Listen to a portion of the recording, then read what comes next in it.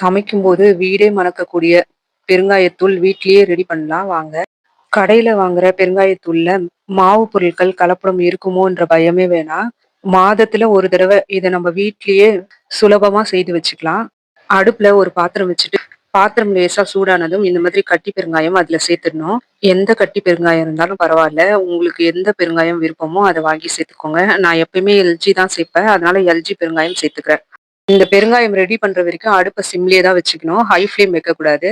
பெருங்காயம் மேல கொஞ்சம் கலர் சேஞ்ச் ஆகும். திருப்பி விட்டு பார்த்தா, அப்ப நம்ம இந்த மாரி துண்டு துண்டா கிச்சன்ல யூஸ் பண்ற சிசர் வச்சு கட் பண்ணி விட்டுக்கலாம். பெருங்காயம் நல்லா இந்த மாதிரி உப்பி வரும். நல்லா வறுத்துக்கணும். அடுப்பு சிம்லயே ஸ்லோ ஃப்ளேம்லயே வச்சு நல்லா வறுத்து எடுத்துக்கலாம். பெருங்காயத்த உடைச்சு பார்த்தா, இந்த மாரி ஜவ்வு மாதிரி வரும். இப்படி வரக்கூடாது. இதுக்கு அடுத்த ஸ்டேஜ்ல தான் நம்ம ஸ்டவ் ஆஃப் பண்ணணும். கரண்டி வச்சு ஸ்லோ ஃப்ளேம்லயே இந்த மாதிரி கலந்து விட்டுக்கிட்டே இருக்கணும். பெருங்காயம் நல்லா கிறிஸ்பா மாறும். சீடை, முறுக்குலாம் தட்டுல போடும்போது ஒரு கலகலன்னு சவுண்ட் கேட்கும்ல, அந்த மாதிரி சவுண்ட் கேட்கும். பெருங்காயம் உங்களுக்கு பார்க்கும்போது தெரியுதுன்னு நினைக்கிறேன். நல்லா வறுபட்டுடுச்சு. கலரும் நல்லா சேஞ்ச் ஆயிருக்கு.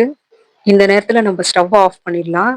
நம்ம எந்த பாத்திரத்துல வறுத்தோமோ அதுலயே அப்படியே விட்டு நல்லா ஆற விட்டுக்கணும்.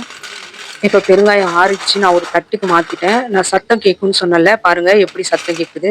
இந்த மாதிரி சத்தம் கேட்கும். இத ஈரம் இல்லாத நல்ல ட்ரையான மிக்ஸி ஜார்ல சேர்த்துட்டு அரைச்சுக்கலாம். சின்ன ஜார்ல சேர்த்துட்டு நல்லா பவுடர் பண்ணிக்கணும். பாருங்க இந்த அளவுக்கு பவுடர் ஆகணும்.